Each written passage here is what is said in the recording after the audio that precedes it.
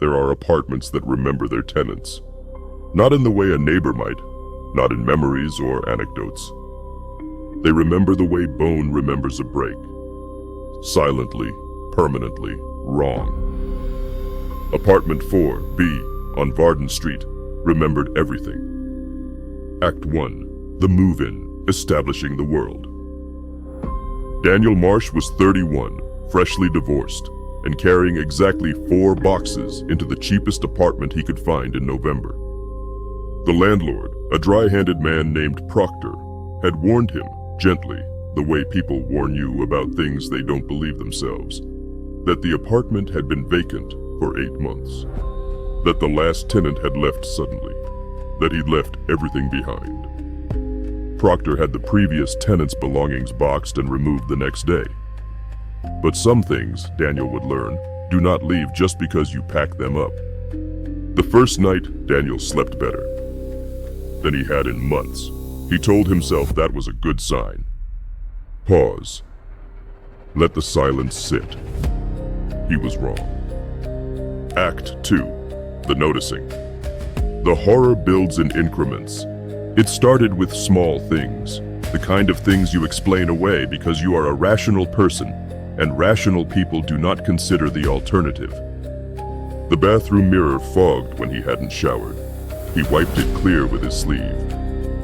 In the fog, and he told himself this was imagination, there were 2 handprints, not his, smaller, lower, as though someone had pressed their hands against the other side of the glass and pushed. He bought a new mirror, installed it himself. The fog came back the very first morning. The second week, the sounds. Not footsteps, nothing so ordinary as footsteps. A rhythm, slow, deliberate, coming from the wall beside his bed. 3 taps, then silence, then 3 more. Daniel, whispering to himself, barely audible. Old pipes, it's old. Pipes.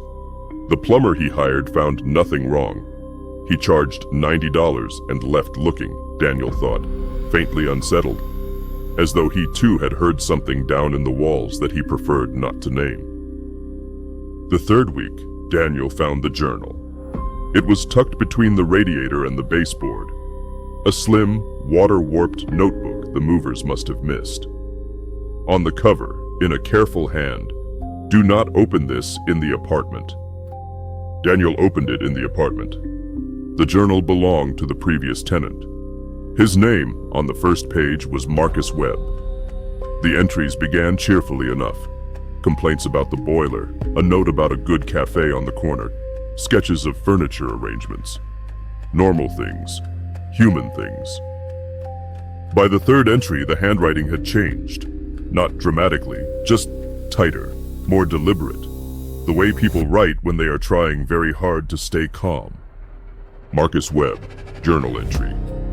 Something is learning me. That's the only way I know how to say it. It knows which drawer I reach for without looking. It knows I wake at 3 a.m. It knows that I am afraid of the dark behind open doors. And so every morning, I find every door in the apartment standing open. I never leave them open. I have started sleeping with the light on. This morning I found the light switch in the off position.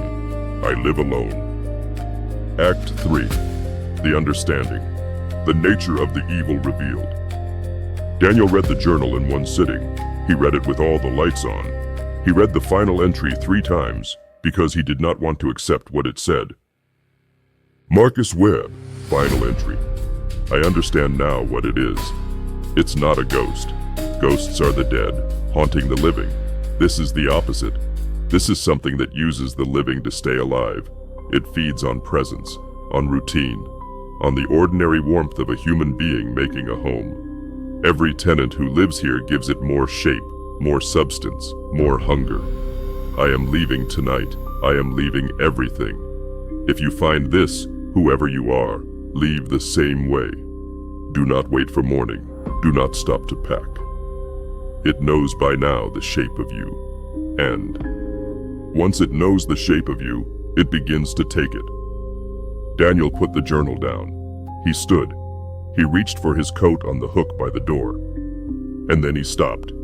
Because the coat on the hook, his coat, his gray wool coat with the frayed left pocket he'd meant to repair, was not the only thing hanging there.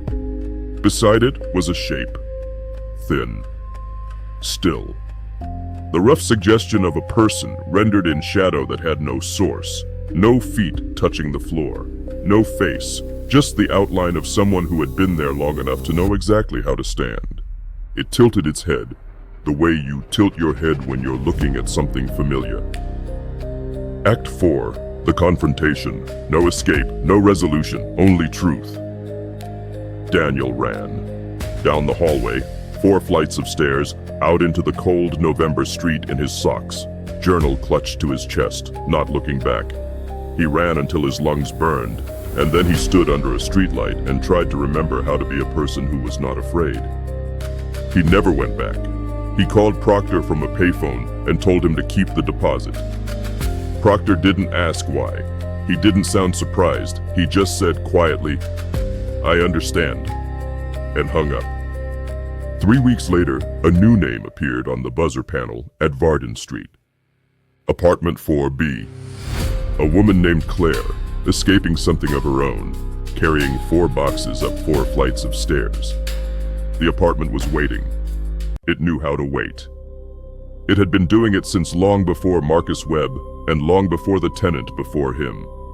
A chain of quiet departures stretching back decades, each one feeding the thing one more shape, one more set of habits, one more human silhouette to add to the dark behind the hook by the door. Closing, the coda, the final beat. Daniel still has the journal. He keeps it. In a box under his bed, in a new city, in an apartment where the pipes are quiet and the mirror never fogs, and the doors, he checks every night, stay exactly as he leaves them. Some nights he wakes at 3 a.m. and lies very still in the dark.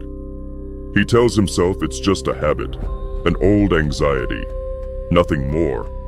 And from the wall beside his bed, just barely, just at the edge of hearing, some things it seems already know the shape of you. Before you ever open the door, fade to black.